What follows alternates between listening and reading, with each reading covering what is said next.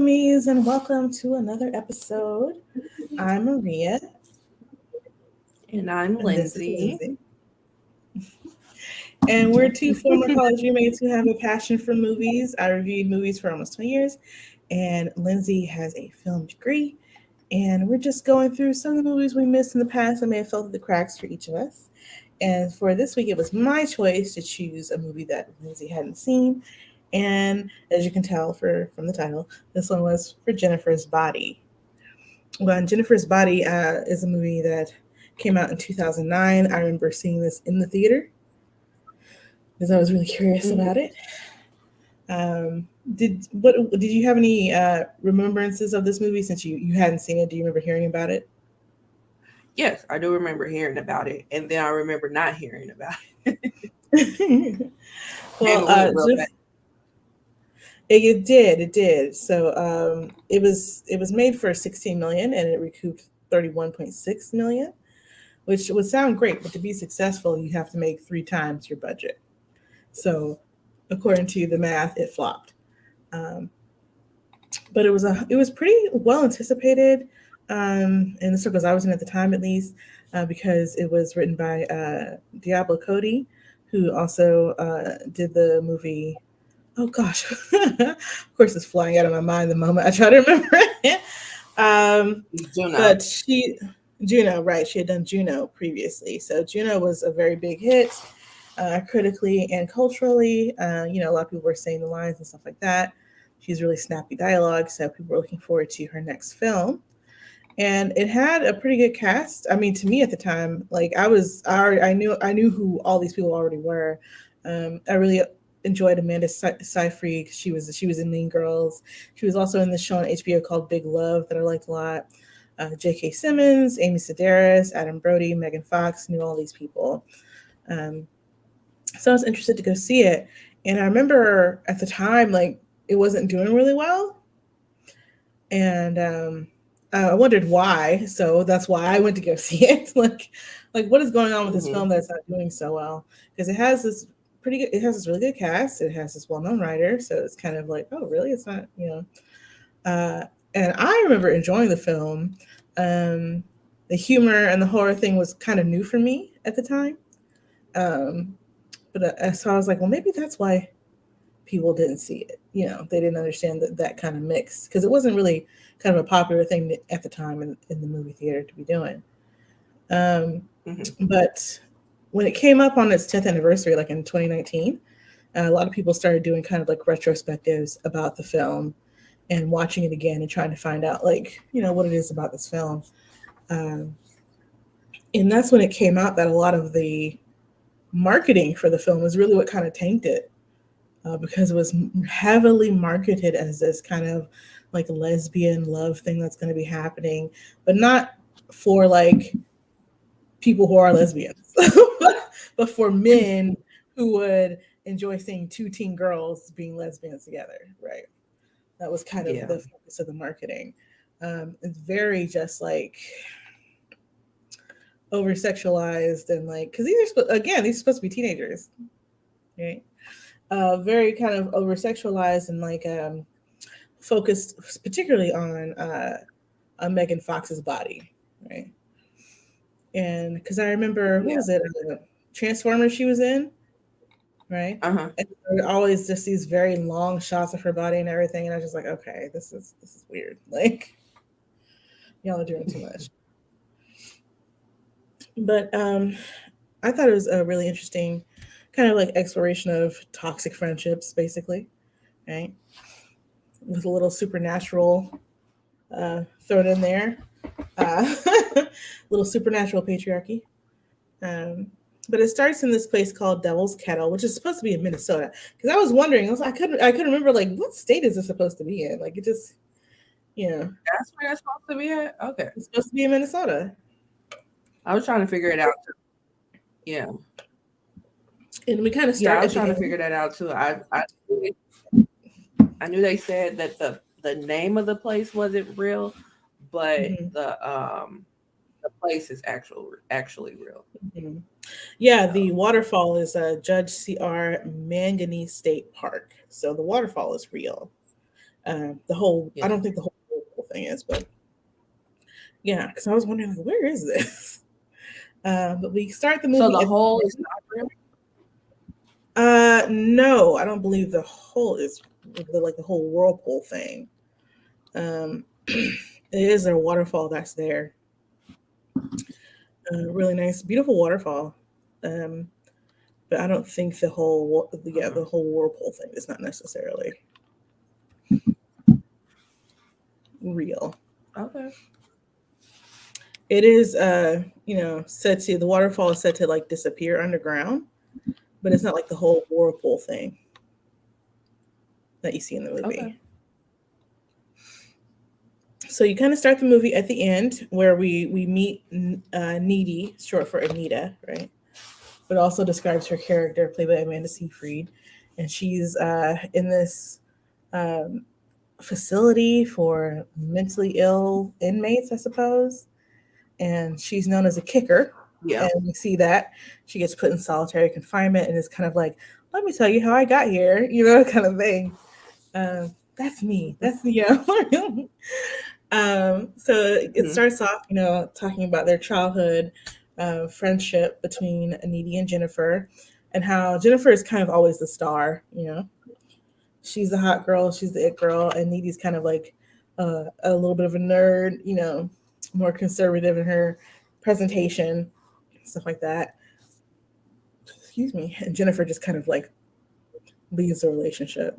And there's also definitely this vibe between them that Needy's definitely got a crush, I think, on Jennifer. And Jennifer just kind of like loves attention so it's fine. She doesn't care too much. I don't think she really cares too much about that. But she likes the attention, and they have a friendship. And so, Needy has a boyfriend. He's a little, they just like very high school, couple. Um, and he's definitely not going to be able to stand in the way of their friendship. Like none of them can let that happen. So Jennifer and Needy are going to see this club, this indie rock club, but the only bar in town, right? So it's just them two, and like the boyfriend's feeling a little salty about it because whatever. They go to the club because Jennifer is really into the lead singer. She thinks he's salty, which apparently means beautiful. I only ever heard that term in Buffy, which was like years before this. And So the movie or the TV show? the TV show. Hmm. Have you seen the movie? Hmm. Okay. I actually saw the movie when it was in theaters. So I was like Okay. 7 when the movie came out, but I really wanted to see it. So I saw it and I loved it. And then when the TV show came out, I was like, I'm not watching that. There's no way it's as good as the movie. So I didn't Yeah. watch it until a friend of mine was like, no, you have to watch the show. You would love it so much. And she like burned the entire show on DVDs and sent it to me. Right. And I watched it and I loved it. So, but yeah.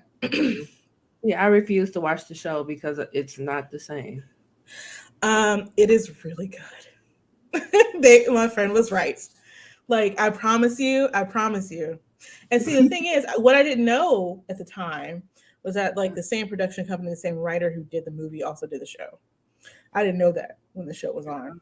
Okay, okay. So I was like, oh, okay. So it's got the same vibe, the same kind of voice and that kind of thing. Only it gets to be richer and deeper because you're going across seasons. So I would highly recommend that you do give it a watch. And I would love to see your thoughts when you're watching it. So Jennifer and Edie are going to see Low Shoulder, who is being headline the singer anyway is Adam Brody. So he plays a singer in the band, so we see him most of the time for the band. And Jennifer is there, and she's like flirting with him and everything, gonna buy him a drink, and he's saying to his bandmates, oh, I'm sure she's a virgin, whatever, whatever. And Needy overhears him. She's like, hey, that's my best friend you're talking about. She's like, you know what? She is a virgin. So, that's better than being with scum like you, trying to defend her friend. Hmm. Jennifer comes back with the drinks. They start playing. The place catches on fire, right? And you can see them see this happening. Like watching this movie for a second time after you know what's happened, uh, there are definitely things you're going to pick up on. Yeah. So, like, you can see, him watching the fire happening and just like not doing anything. Yeah. I was Mm-hmm. wondering that too. I'm like, is he the only person that sees this? Because Because I he's expecting like, it, right? He's expecting it. oh, he's expecting it. Mm-hmm. But I was just like, somebody else got to see this. Well, they're all looking at the band, or they're all at the bar, right? So, like, I, the reason like the place burns down is supposed to be like a sacrifice mm-hmm. Yeah, to but I just the can't. Everybody demon being or so. devil there. They're not paying attention. They're just not paying attention to that. Why would they be looking for that? You know what I mean? Yeah. I mean, And then I once it, get I it. mean, I the mean, whole place is made of wood, and once gets that wood, it's right, like right. that. And the And alcohol don't but go back. right, So, so so Needy's able to yeah. get her and Jennifer to safety going through the bathroom window, which would never work for me. So it's like that is a Ew. tiny window. It's a very tiny window. I'm not getting But past they're off able they're able to get out, and but it's like Jennifer's under a spell almost. Like she's not Yeah. talking, she's not really responding. Um, and then he comes out and he's got like a drink in his hand. Like, when did you get the time between singing on stage, the place catching on fire to make a drink, my guy? Right. He just seems very casual. He was extremely cash. Mm-hmm. He didn't even try to play it off. Mm-mm. And Yeah. it's very well contrasted with like the people who are running out of the club on fire, you know. Hmm. Um, and he's just like, "Hey, are you guys okay?" Yeah. I He's was like, trying to "I'm in calm shock. I'm in shock. Are you in shock? I'm in, like." down. Hmm. And so he gets Jennifer to get into his van, and Needy's like, "Don't go with them. We have the car. We can just leave. You don't need to go with them."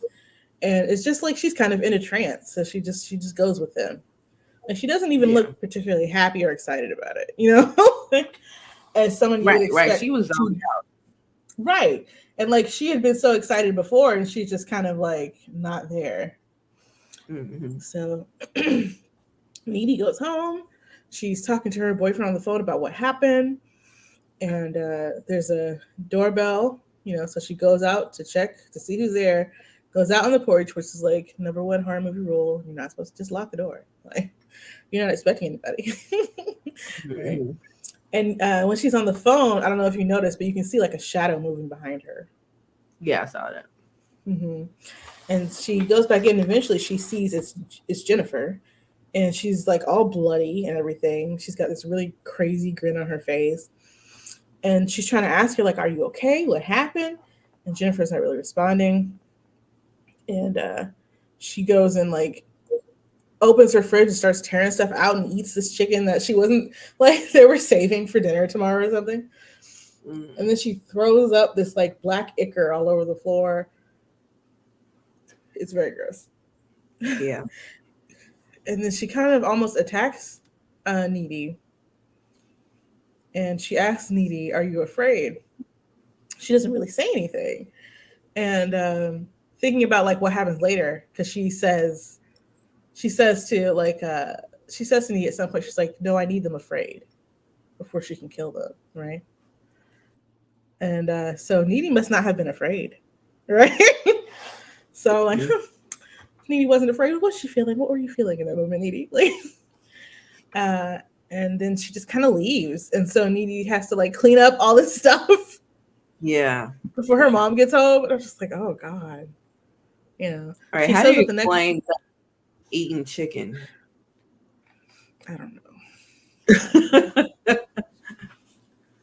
Who knows? Yeah. She shows up at school the next day. She looks totally fine, and she doesn't seem to really care about what happened at the club, because like you can only imagine like being there, the fire, the smells, like she's like saying hearing the bones pop and everything, people screaming, and it seems like it's a joke to her basically. And at the time, now the band Low Shoulder is like getting all of these radio plays. They're being lauded as heroes, that they saved all these people, all this stuff like that. And they're like, no. Nina's like, no, that's not what happened. I was there. They did not save anybody. Mm-mm. And one of her classmates was like, well, why is it on their Wikipedia then if it's not true, basically? Right. It's like, oh, girl. With the low shoulder shirt on. Right. So So, now, like, their town is famous because of this, and like they're having memorials and stuff. It's national news. And Low Shoulder's song that they were playing, I think it's called "I Will Follow," uh, kind of becomes like an anthem for the tragedy or whatever. And so people play it, to kind of like remember what happened in Devil's Kettle or whatever. And of course, it increases their profile tremendously because they were just some indie band playing in the middle of nowhere in Minnesota, right? mm-hmm. Even though Jennifer was like, "You're from the city," and that's why I was like, "Which city? Where are we?" Right. Like, Yeah, what? yeah. Maybe that's how they act with everybody that's from the city. I don't know. He does say at one time. Well, one of his band members points out that he was from Brooklyn, so maybe they mean New York. I don't know. Possible. I don't know So any other famous Brooklyn, so. I mean, so about a month later, Jennifer is showing up to class, and she looks like she's ill, basically, right? Mm-hmm. She's like, I'm breaking out. My hair is thin and lifeless. It's like I'm one of those normal girls or something, And there's this guy, Colin, who's kind of like an emo dude. Right? He's got all of the bracelets, and the eyeliner, and the hair, all that stuff from 2009. Just very classic emo guy. And he asks her out. And at first, she tells him no until Needy's like, oh, I think he's really cool. And so she changes her mind. She's like, okay, well, fine. Meet me at my house. We'll watch a movie there or whatever. And so he goes to her Mm-hmm. house, and that's what she tells him, like, because they start making out and everything. And she tells him, I need you afraid, basically. And she eats him, because that's what she does. She eats dudes. Before this, she had eaten the football star out in the woods, right? Because they went out. She Yeah. was like, "Oh yeah, his friend was in the fire," and she was like, "Yeah, I was one of the last people to ever talk to your friend." And he said we would make a banging couple. And the dude was like, "He said banging? It's not something he would say." And so Right. he's like just kind of like confused, but he's like, "Yeah, I'm gonna go make out with her in the woods, fine, right?" And all of the animals come and watch. It's just very like, ooh, weird. What is happening? Right. And he points it out to her, and she's like, "Oh, they're waiting." And I'm like, "What? Waiting for what? Right. I guess for I didn't get that leftovers. part. I think they're waiting for leftovers." But how would they know? She's supernatural. And they could pick up on it, I guess. I guess so. Mm. Okay. And like, we about to eat good. So Yeah. Yeah. You kind of, with these type of, it's hard to suspend reality sometimes, but you have to. yeah, I mean, it is a supernatural horror, comedy kind of Yeah. situation. So leave reality behind you for sure. So Yeah. basically, after all this stuff is going on, they find out. Oh, she keeps eating boys. Basically, she tells Needy, she's like, "I eat boys. I'm not eating people. I'm eating boys." And Needy finds out that basically she's a succubus who has to like seduce her victims and feed on their flesh so she can stay young and beautiful, basically. Uh, Unfortunately. Mm-hmm. And this is because when the band kidnapped her, they took her to Devil's Kettle. They were going to make her a sacrifice to this demon, but it could only work if she was a virgin. And like she had told Needy, she's like, I'm not even a backdoor virgin, like at all. And because of that, Because of that, the sacrifice fails, and so she becomes a succubus. She's basically infested with a demon, and so Mhm. that's why all this chaos is happening. And Needy tells her boyfriend Chip about Jennifer, and because Jennifer was also trying to like move in on Chip. Anybody Needy liked or loved, Jennifer was trying to move in on them because she wanted Needy all to herself, basically. And Yeah. they have, of course, there's the big school dance. You gotta have a big school dance in a high school movie, right? Gotta be homecomings, gotta be proms, Right. gotta be the spring Right. fling, the winter, Yeah. whatever. And Mhm. they're all going, and uh, Jennifer eventually seduces Chip, and Needy finds out about it. And Needy's got on this big, like, pink dress that's very kind of 80s inspired. It's very dramatic. And eventually they all have this confrontation in the pool house, I guess, like the old abandoned pool house, I guess.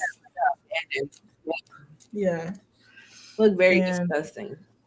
it Like was really germs everywhere. gross. Especially watching things like this in post COVID. Like that's all you think about is germs.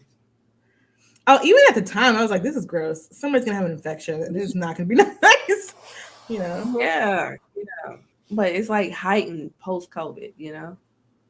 Hmm. Yeah, for sure, all the time. Watching TV, like, how are you Mhm. doing that? Oh, wait a minute. Yeah, okay, this is pre-COVID. I Right. got you. Like, So, even though Needy told Chip about what Jennifer is, Chip does not believe her. So they're broken up at this point, and Jennifer's still after him, basically. And so when they all get to the abandoned pool house, like Jennifer's feeding on him, and Needy's like trying to fight her, and Jennifer can levitate now, like.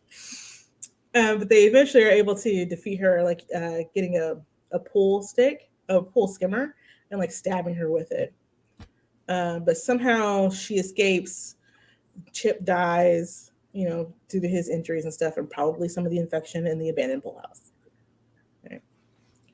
yeah. So it's so gross. Oh. Yeah. Yeah, it's like like everything you can imagine was growing in that pool house. Like, Yeah, animals been all in there, all that stuff. So Chip hmm dies, and Jennifer is, you know, Jennifer feels fine about it because she's a demon, right? She has a whole thing with the lighter where she sets her tongue on fire and it doesn't burn at all. And she's like, "I'm a god," like yeah, just like you know. yeah. And so she survived, of course. So Needy's tracking her down, and she finds her. She's like outside of her bedroom window, which is like one of the scenes you saw in the beginning. Needy just staring at hmm Jennifer through the window, which is very creepy. I don't remember that part. It surprised me. I was like, "Whoa, okay, a little intense, girl." Yeah. So she breaks into Jennifer's room. They start fighting. Jennifer levitates, like, and Needy. hmm They both have these BFF necklaces, and so Needy just takes the one from around Jennifer's neck and breaks it off, and that's when like Jennifer just kind of like loses it. Like she's like, "How could you?" Like She she's gives like up. actually offended, whatever. Yeah. And Needy stabs her with a utility knife in the heart, right? And Jennifer's like, "My tit," you know. No, your heart, girl. Like, because Yeah, ever that was since, funny. Like, where did you get that from? Home Depot. yeah, there are a lot of funny jokes in here. There are also some offensive. Like they use the R word all the time. I'm like, calm down. Like, what are we doing? Um, Yeah. but she's able to kill her, and the moment like she's able to kill her, she actually dies. Jennifer's mom finally comes into the room, like, and Right. sees, like, where you been this whole time? I don't. Right. Right. Like seriously. So But Needy is taken into an asylum, and because like she had been scratched by Jennifer, but she defeated the demon inside. she now has some of Jennifer's powers. Mm-hmm. So she's able to levitate and escape the mental facility, and she goes after Low Shoulder. And so, like during the credits, you see her like hunting them down and killing them. And then Mm-hmm. she gets into like a somebody's car, and she's like, just going out of town. Yeah. Yeah. Yeah. So that was Jennifer's Body. Yeah. So. um, I will say this, Mhm. which is echoing some of the videos um that talk about it as well. The Mhm. marketing was Mhm. way Mhm. off. Like I was thinking it was gonna be like some Jawbreaker esque type Mhm. movie, and it was not that at all. And then on top of that, because of the way that Megan Fox has been marketed to us since we've known her as this Mhm. sex symbol, she Mhm. really wasn't.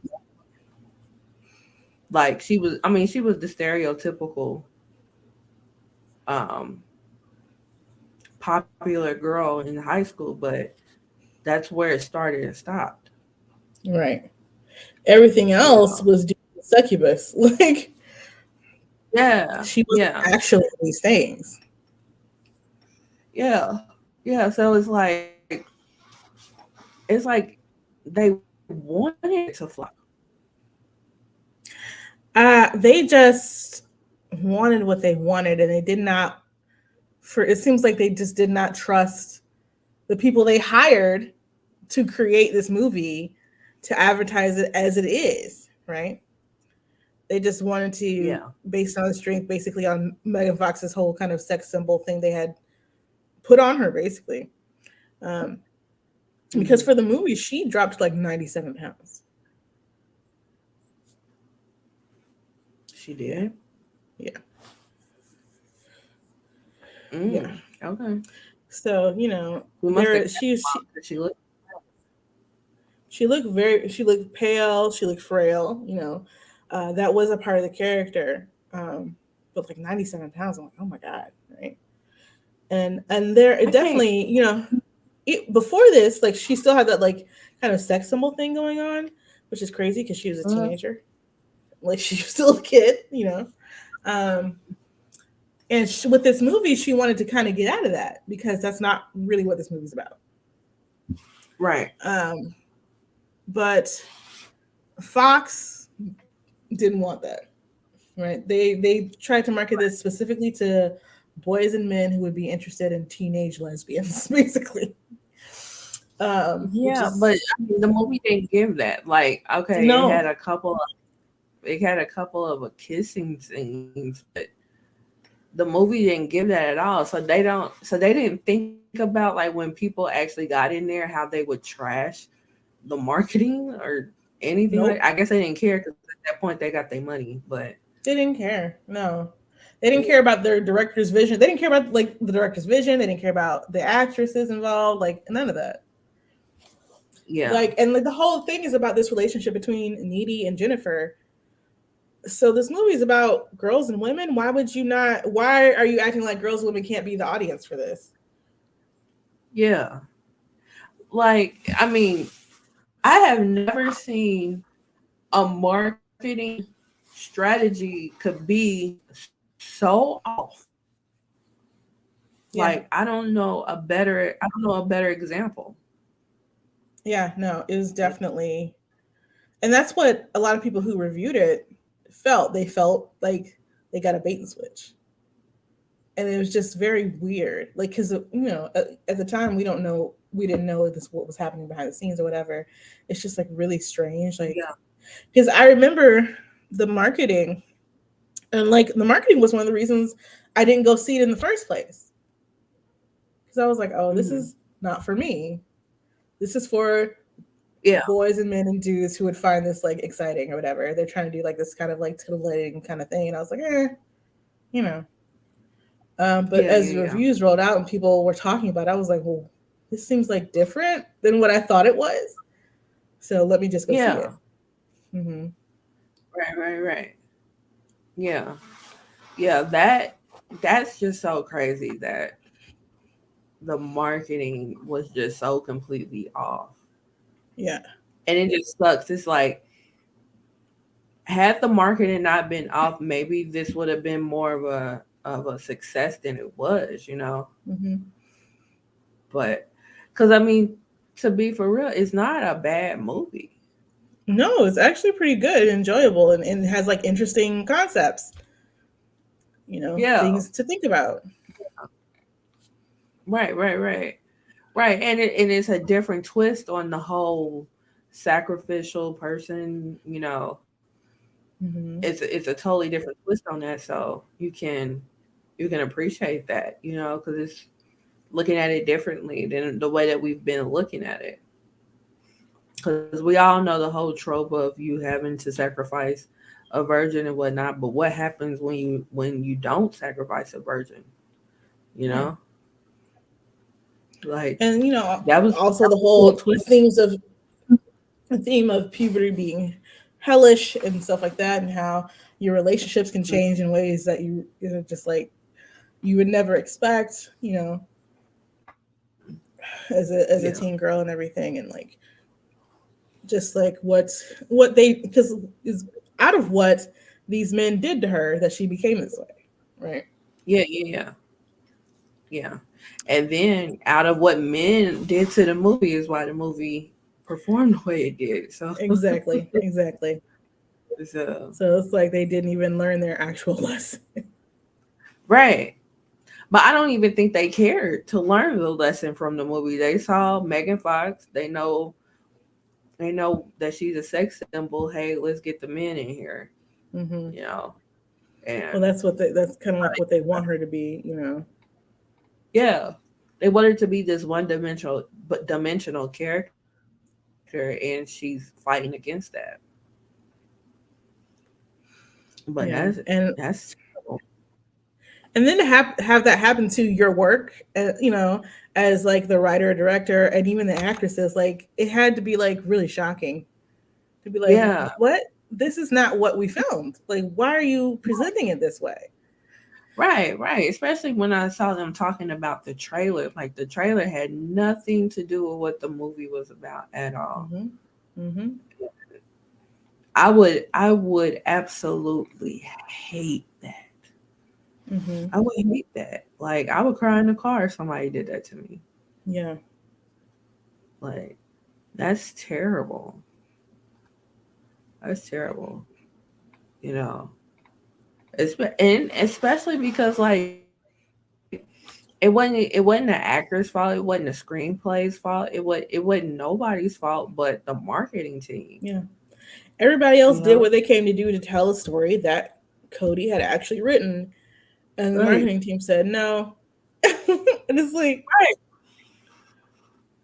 Right. They were way like that's just sad. That's really sad. yeah. But yeah. So um but other than that, you know, I enjoyed it. You know. I mean it wasn't the best, but it wasn't the worst. Yeah. No, I mean, I think it was definitely worth my time and money that I Yeah. spent on it. Like, it's a pretty unique movie.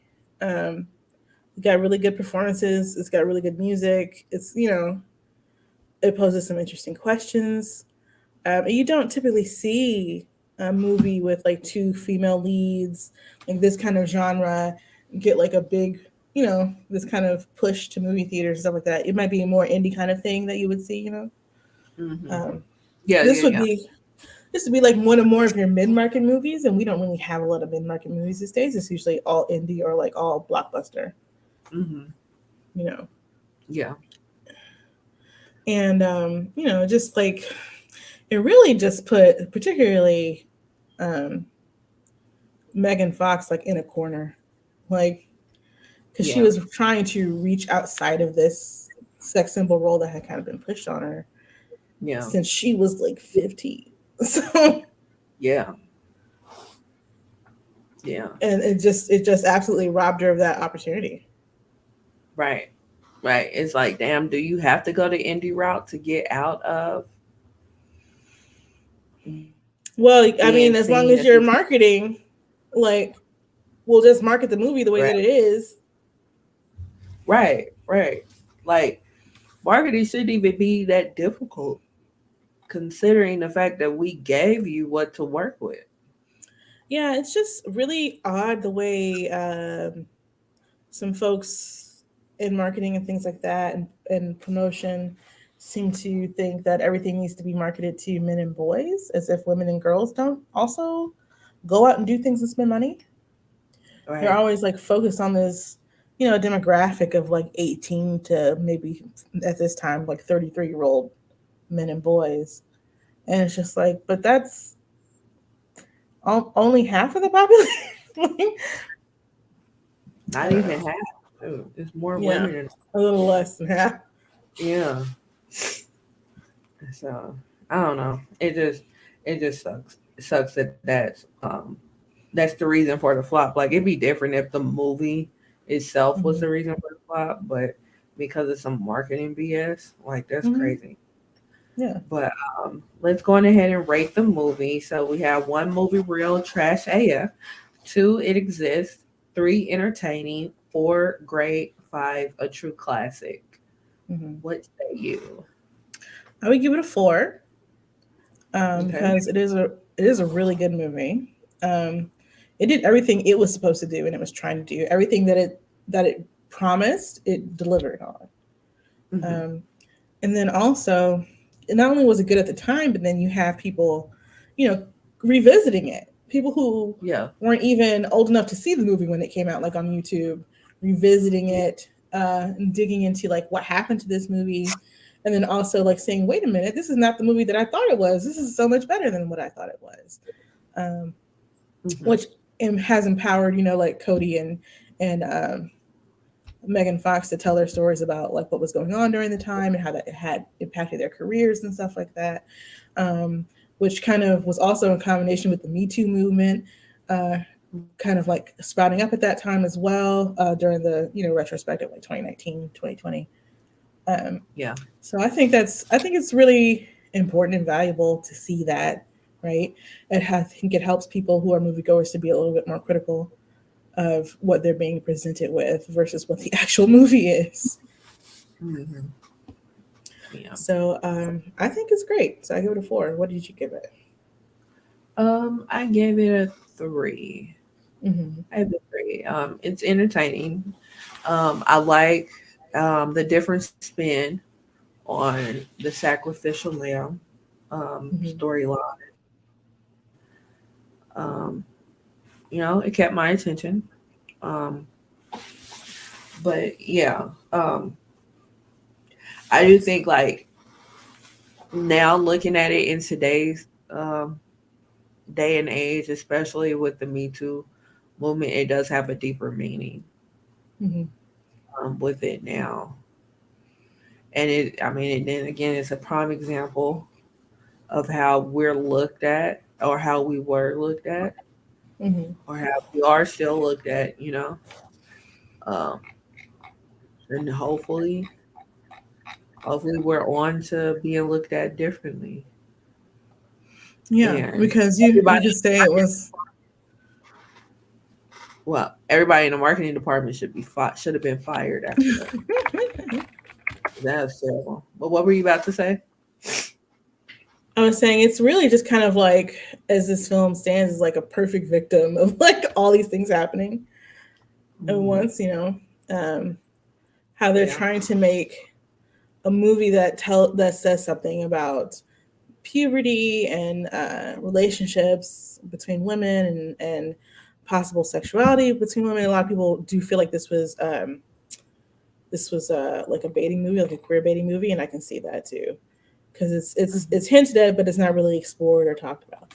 Um, but then also, you know, for Fox especially to be trying to do something different than what she had done previously, particularly in the Transformers films, only to be reduced to that because marketing can't seem to see her any other way. Yeah. Typecasting.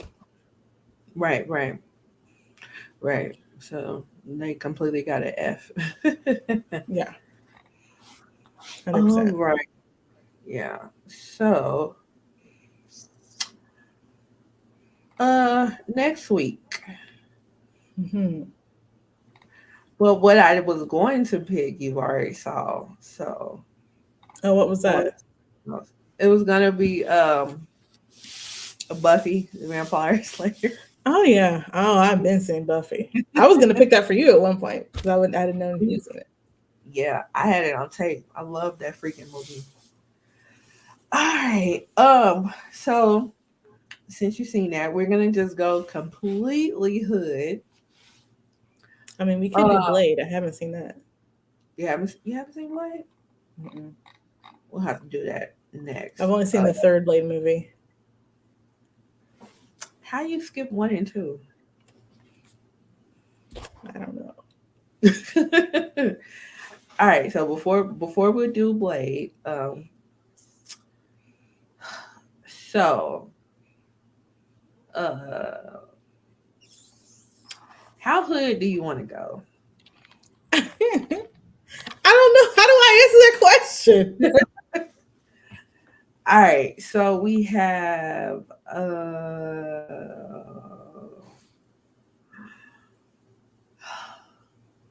all right, we have I'm About It or Jacked Up. I've never heard of either of those films. Okay. I can see you're not hearing about Jacked Up, but I'm About It. Never heard Master about it. P, Never I'm About heard. It. Mm-mm. Oh gosh. Okay. Well, Jacked Up has Busy Bone in it. And it has the two brothers from Next. Okay. And it has Alexis Fields. It has what's her name? Anna Marie Horsfield. You know who that is, right? Do not know any of these people. Oh my god. Okay, Alexis Fields is Chip Fields' other daughter. You know, Kim Fields, Yes, I know Regine Kim Fields. from Yes, yes, yes. okay. You know her mama Chip Fields, right? No, absolutely not. Okay. She mainly works behind the scenes, but her she played Regine's mom on Living Single, but then she also Okay. was Penny's mom on what's that show? Good What's the times. show called? It's a horrible show. Good Times, yes. She's the A one horrible that beat show. Penny with the iron. Yes, I know that. Yeah. Good Times is terrible. Good Times is terrible. Yeah, that's Chip Fields. Um, she had she has another daughter, Alexis Fields. She played Diavion on Sister Sister. You remember that? Oh, I don't remember. I don't remember Diavion now. Their friend Diavion. Okay, what else was she on? Gosh dog it. What else was she on? Was she on she was on Moesha? What it was either Moesha or the Parkers, one of the two. But if you look her up, you'll know her face. Anna Marie Horsfield. Okay, you remember watching the Wayne's brothers? Yeah, I watched the Rains Brothers. Okay, you remember the security guard? No, that was Okay, did you forever ever watch ago. Amen? It wasn't that far long ago. Did you ever watch Amen? Yes. Okay, you remember the deacon's daughter that ended up marrying the preacher?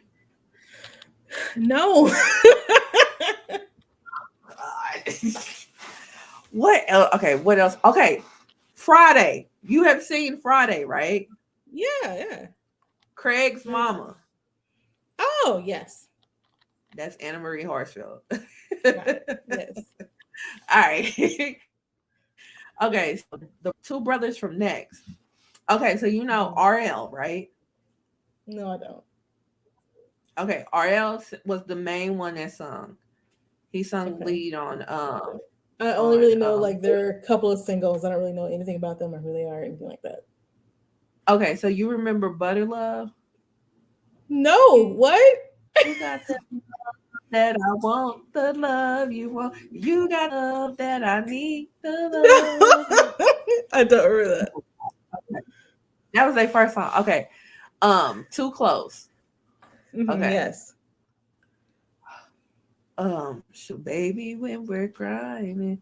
Okay. Yeah, The I know guy that that sings song. all the songs that you requested, dancing like you're naked. Yeah. Oh, it's almost like. Okay, the first verse. Okay, that's one of the brothers. Okay. The other one is one that you hardly heard sing.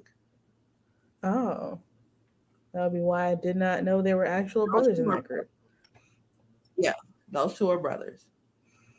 Okay, so all those people I mentioned, they're in the movie along with Busy Okay. Bone. I know you know who Busy Bone is. Okay. Yes, I know who Busy Boat is. All right, so I think we need to watch Jacked Up. Okay, Okay. it's on YouTube. It's on YouTube? We'll come back to I'm About It. Yeah, we'll come back to Okay. I'm About It. But I'm About It is Master P and everybody that was on No Limit at the time. Yeah, I know they made a lot of movies together. A friend They of made a mine had whole us lot of watch a ball. A friend of ours made us watch Baller Blocking one okay, time. that is Cash Money. Oh, That's okay. not no. Sorry. My bad. Okay, but Baller Bucket is good. I used to have that one too. That movie is funny. It But is yeah, not that's Cash good. Money. I like it. I was a fan, so Yeah, yeah. But yeah, that's Cash Money. That's not No Limit. No Limit. No, My bad. I'm About It Sorry. came out years before Baller Blocking. Okay, So okay, yeah. But yeah. So we'll come back to I'm About It. But okay.